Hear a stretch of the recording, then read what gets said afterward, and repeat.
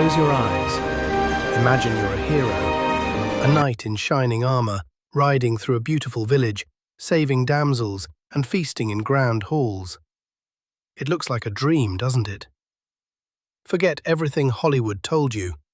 If you were dropped into a real medieval street right now, you wouldn't be a hero.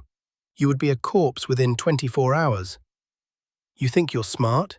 You think you're tough? Let's see how long it takes for the 14th century to break you.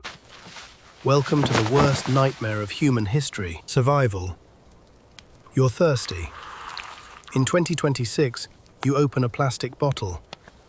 In 1340, water is a death sentence. That river over there? That's where the local tanner throws animal skins, where the butcher dumps blood, and where the entire village empties their waste. One sip, and your insides will turn against you in hours. But it's not just the water. It's the air. The smell is so foul that people believed miasma, bad air, actually killed you. And they weren't entirely wrong.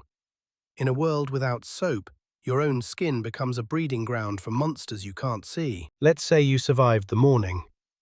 Now you have to talk to people. But wait, you're wearing modern clothes. Or maybe you just look different. In the Middle Ages, different means guilty. There is no innocent until proven guilty here. There is only trial by ordeal. If you're accused of a crime, they won't call a lawyer. They'll make you hold a red-hot iron bar or pluck a stone from boiling water. If your wounds heal in 3 days, God has cleared you. If they rot, well, the executioner is waiting. You think you can just mind your own business? Think again. The church is watching. Every thought you have is a potential sin, and every sin is a debt.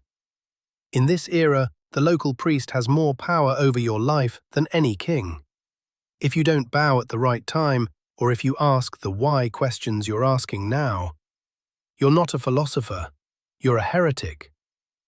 And if you're a woman, your survival rate just dropped by 50%. Welcome to the age where giving birth was more dangerous than going to war. But none of that compares to the great leveler, the Black Death. Imagine a world where 1 out of every 3 people you know dies in agony within a week. No doctors, no hospitals, just the plague. It didn't care if you were a king or a peasant. It turned cities into graveyards. You're hungry. But in the 1300s, dinner is a game of Russian roulette.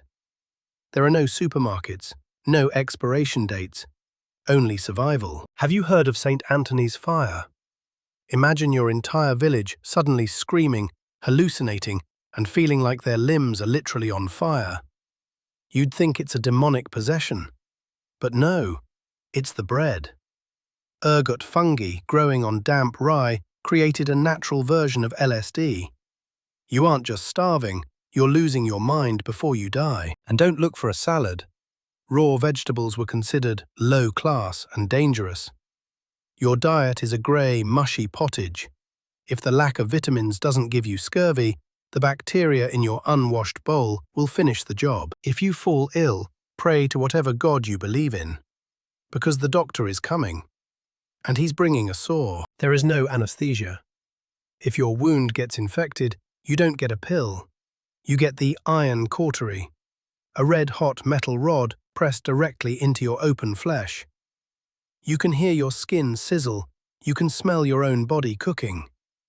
This was healthcare. Headaches?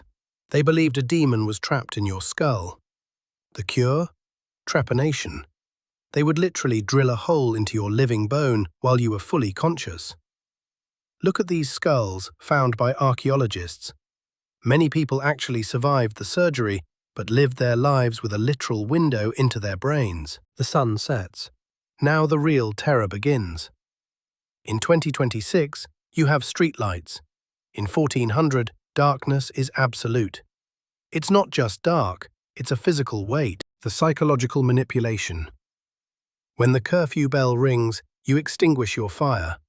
You sit in the cold, listening to the sounds outside. Is it a wolf, a thief, or the supernatural monsters every person in your world swears are real? You don't have a phone to distract you. You only have your imagination, and it's your worst enemy. Let's talk about your status. In the Middle Ages, you aren't an individual, you are property. If you're a peasant, which 90% of you would be, you belong to the land. You wake up at 4 a.m., not to an alarm, but to the harsh reality of back-breaking labor. Your spine is curving, your hands are bleeding, and your taxes. They don't go to schools or hospitals.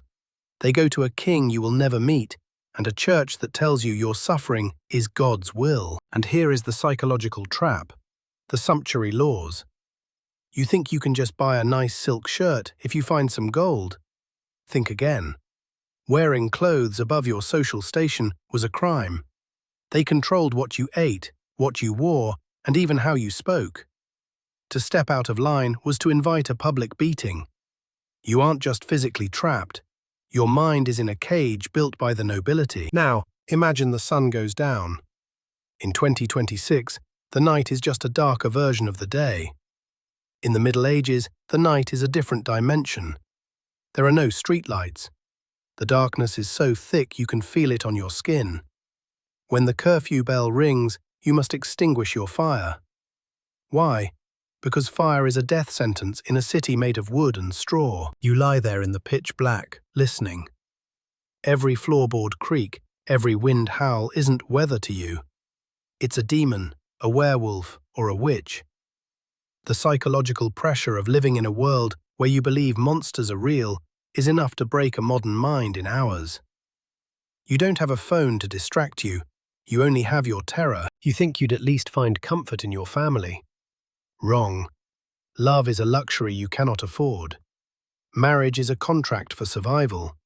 If you're a woman, your life expectancy is a coin flip every time you get pregnant. No doctors, no hygiene, just a 50% chance you and your baby won't see the next morning. And if you're a man, you're watching your children die from a simple cold because medicine involves rubbing pigeon droppings on an open wound. The emotional trauma isn't a phase, it's your entire existence. But the physical pain wasn't the worst part. It was the mental war. Every thunderstorm wasn't weather, it was God's anger. Every shadow was a demon. Imagine living every second of your life thinking that your thoughts, just your thoughts, could burn you in hell for eternity. The church wasn't just a building, it was the ultimate surveillance system.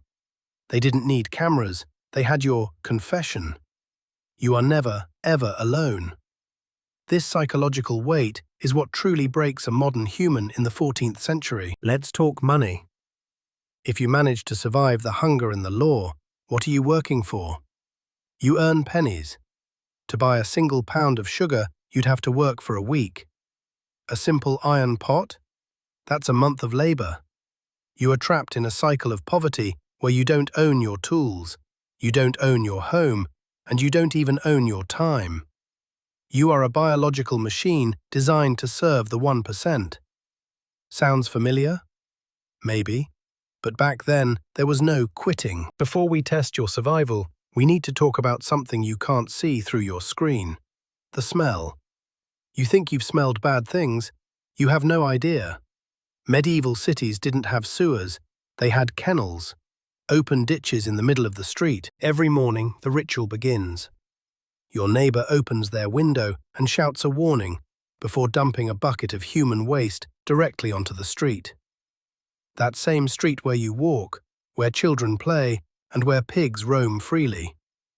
You are constantly breathing in the particles of, well, everything. The air was so thick with the stench of rotting offal from the butchers and overflowing cesspits that people carried bouquets of flowers just to keep from fainting. If the bacteria doesn't kill you, the sheer psychological disgust might. And let's kill one more Hollywood myth. The clean, noble knight. In reality, a knight in 1348 is a walking biohazard. Underneath that shining armor is a man who hasn't had a real bath in months. Metal armor creates the perfect greenhouse effect for lice, fleas, and fungal infections. Lice were so common, they were called the companions of mankind. Everyone had them, from the lowliest beggar to the king on his throne. Imagine the constant, maddening itch that you can't scratch because you're locked inside 50 pounds of steel. You aren't fighting dragons, you're fighting an endless war against the parasites living on your own skin. By the time you reach the battlefield, you're already exhausted from the infection. So, let's play a game. You're in London, 1348. You have 3 paths. Path A, stay in the city and hide in your cellar. Path B, run to the countryside and live in the woods. Path C, join a travelling group of flagellants praying for mercy. Choose wisely, because in reality, all 3 paths lead to the same grave. There was no winning the Middle Ages. There was only delaying the inevitable.